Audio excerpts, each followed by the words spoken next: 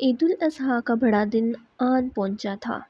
یہ ایک اہم مسلم تہوار ہے جو پوری دنیا بھر میں منایا جاتا ہے۔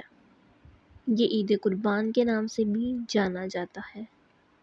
لوگوں کے لیے یہ ایک خوشی کا دن ہوتا ہے جب ان کو اپنی قربانی کے لیے بڑا حوصلہ دیا جاتا ہے۔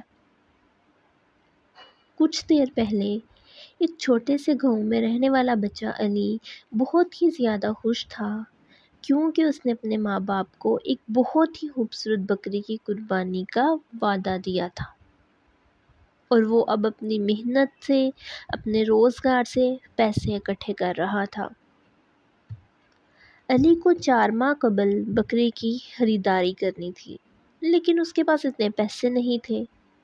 وہ محنت کرتا اور پیسے بچاتا، ہر روز کے کھانے کے لیے کچھ روپے بچانے کی کوشش کرتا۔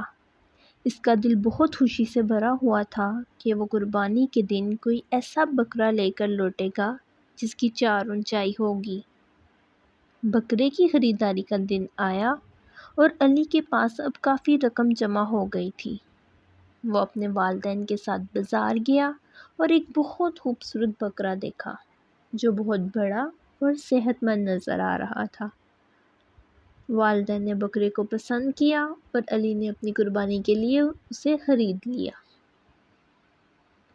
علی کو بہت خوشی ہوئی کہ وہ اپنی محنت سے ایک بہت ہی خوبصورت بکرے کی قربانی کرے گا۔ وہ گھر واپس آیا اور اپنے دوستوں اور پڑوسیوں کو خوشخبری سنائی کہ اس سال علی نے بھی قربانی کی تیاری کی ہے۔ عید کے دن علی اور اس کی فیملی نے اپنے محلے کی مسجد جانے کا فیصلہ کیا جہاں وہ قربانی کا طقوس مکمل کریں گے۔ مسجد میں لوگ جمع ہوئے اور امام صاحب نے عید کا خطبہ دیا۔ وہ تفصیل سے سنائیں گے کہ کیسے نبی ابراہیم علیہ السلام نے اپنے بیٹے اسماعیل علیہ السلام کی قربانی کے لیے تیاری کی تھی۔ قربانی کے وقت علی نے خود بخود اپنے بکرے کو قربان کر دیا۔ وہ بہت خوش تھا کہ اس نے اپنے وعدے کو پورا کیا اور اللہ کے لیے اپنی قربانی پیش کی۔ قربانی کے بعد علی اور اس کی فیملی نے قربانی کے گوشت کو غریبوں اور محتاجوں کو تقسیم کیا۔ اس دن علی کے دل میں محبت، کرم اور تعاون کا احساس تھا۔ وہ سب کے لیے خوشیاں مناتا ہوا اور لوگوں کی دعاؤں کے ساتھ اپنے گاؤں کے پارک میں بھی چلا گیا۔ وہاں وہ اپنے دوستوں اور پڑوسیوں کے ساتھ مل کر کھیلتا رہا اور خوشیاں منائیں۔